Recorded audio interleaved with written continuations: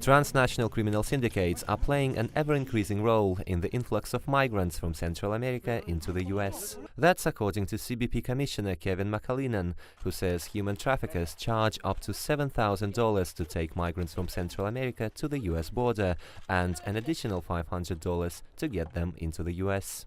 Actually being advertised by smugglers who start this at a retail level, almost like a travel agency in communities in Central America, saying if you bring a child with you, you will be released if you cross the border illegally and you'll be allowed to stay in the United States. Criminal gangs appear to be profiteering off the influx of mass migration into the US. Officials say illicit schemes involve Central American human smuggling rings, Mexican cartels, and US-based entities as well. And the statement from Commissioner McAleenan appears to echo President Trump's concerns over rampant crime at the Mexican border, previously denounced by the mainstream media as not true. In some cases, you know, they're not the parents. These are people, they call them grabbers. They grab a child because they think they're going to have a certain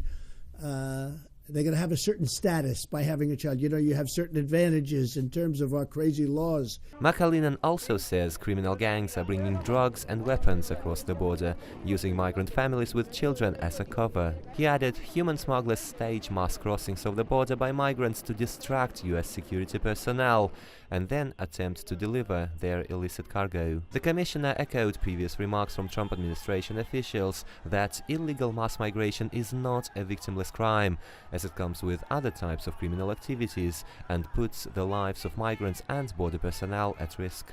We know that organizers of the caravan have been pushing women and children and others to the front of the caravan in hope that law enforcement will not engage them.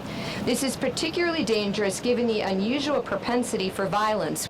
Meantime, the CBP commissioner says migrant families made up 59% of those actually detained while attempting to rush the border last month. He says illegal alien families are encouraged to cross into the US by smuggler advertising policies, intimidation, as well as the loopholes in America's immigration law. So we've got these really vulnerable populations in the hands of violent criminals, and they're coming on a promise that they'll be allowed to stay in the US.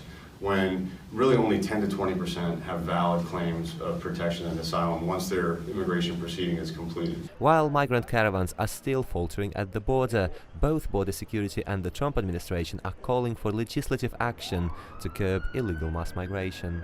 But whether a seemingly divided Congress will be able to come up with a practical plan for immigration reform remains to be seen.